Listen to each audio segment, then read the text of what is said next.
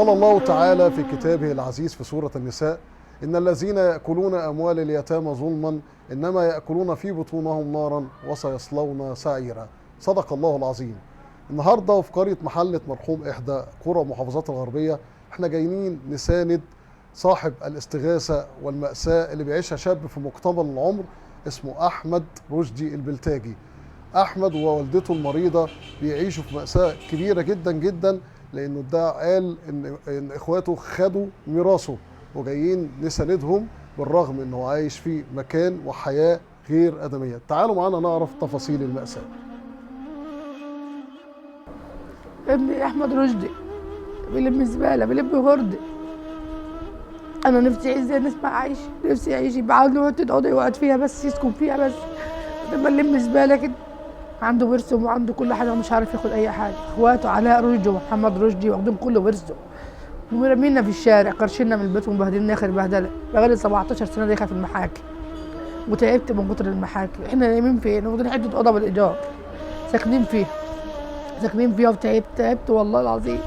ابني نفسي يعيش اليوم واحد بس، يلاقي حته اوضه يسكن فيها، يعيش حياته، ياخد حقه. امين ولا بيديله اي حاجه خالص. عندهم خير ربنا كله، مش قادرين يعبروا العيل اليتيم. بقالي 17 سنه دايخه في المحاكم، نفسي اخد حقي منهم عشان خاطر العيل اليتيم ده. انا تعبت والله تعبت، مش لاقي حاجه اقولها من كتر الظلم اللي احنا شفناه. أنا اسمي أحمد رشدي على المقصود طه البلتاجي. أنا في مدرسة التجارة، عندي تالتة تجارة وعندي 17 سنة.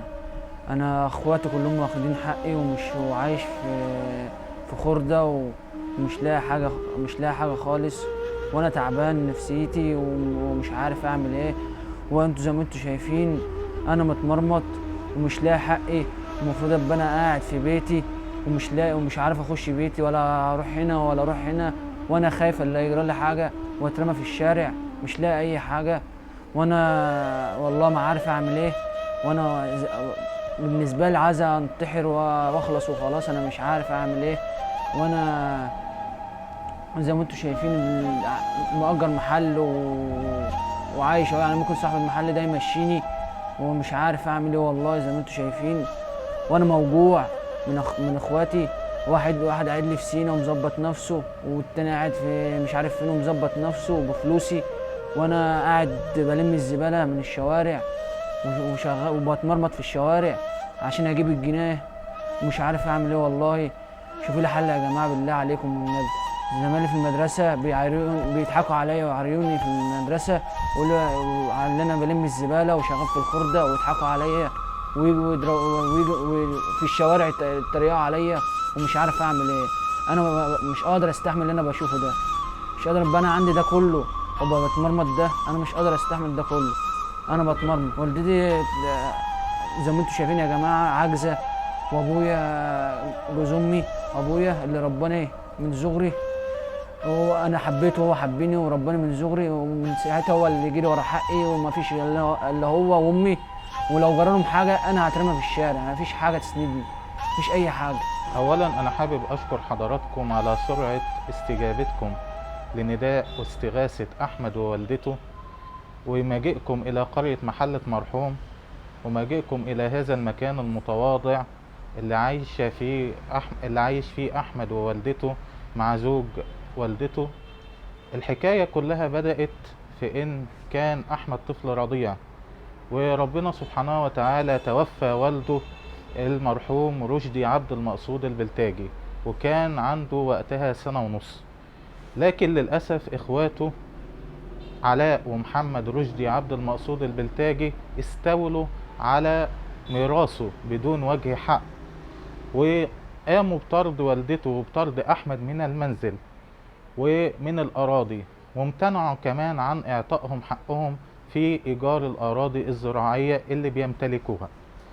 تفاجأنا كمان إن علاء ومحمد تمام، بالإضافة إن هم ممتنعين عن إعطائهم الريع أو إعطائهم الإيجار، إن هم كمان حاولوا يستولوا بامتناعهم عن إعطائهم مستندات الملكية.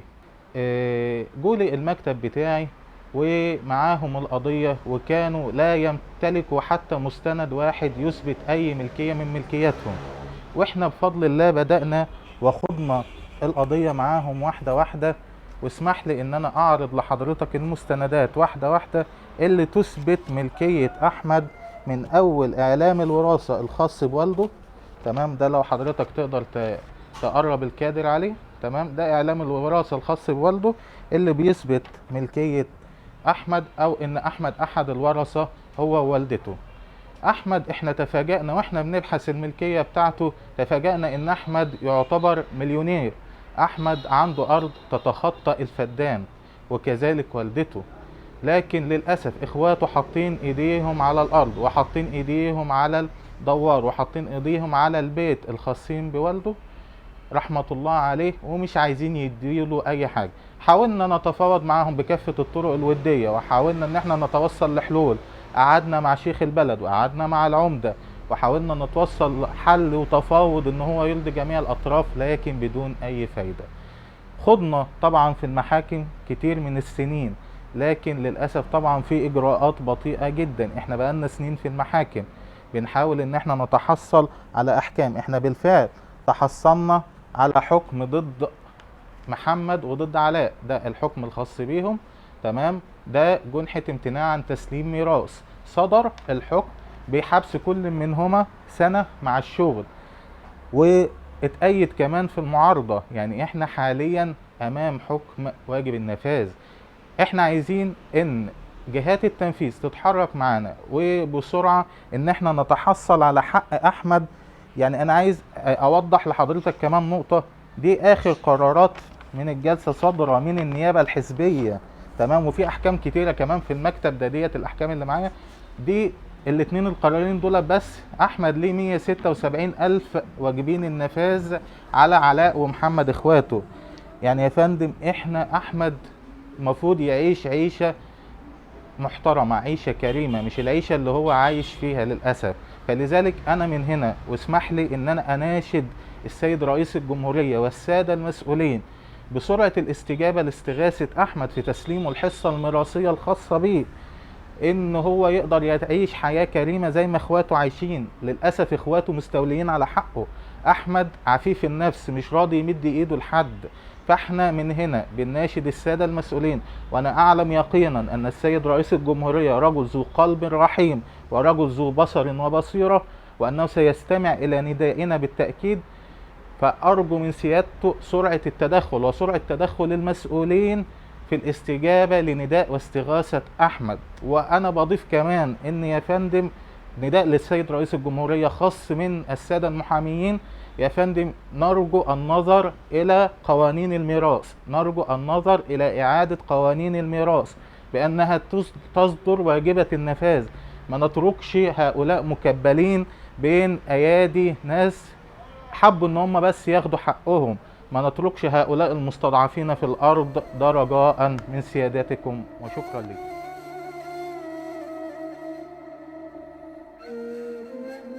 بعد ما حضراتكم شفتوا تفاصيل المأساة لأحمد ووالدته، أنا بناشد من هنا من موقعي كل أصحاب القلوب الرحيمة والسادة المسؤولين عن القوانين في مصر إنه يقفوا في نصرة المظلوم ويقفوا بجانب الحق. تفاصيل كتيرة شفناها وتعايشنا معاها، وفي النهاية أنا بوجه صوتي لكل السادة المسؤولين في البلد اللي أكيد كلهم راعيين لأصحاب الحقوق ونصرة المظلومين.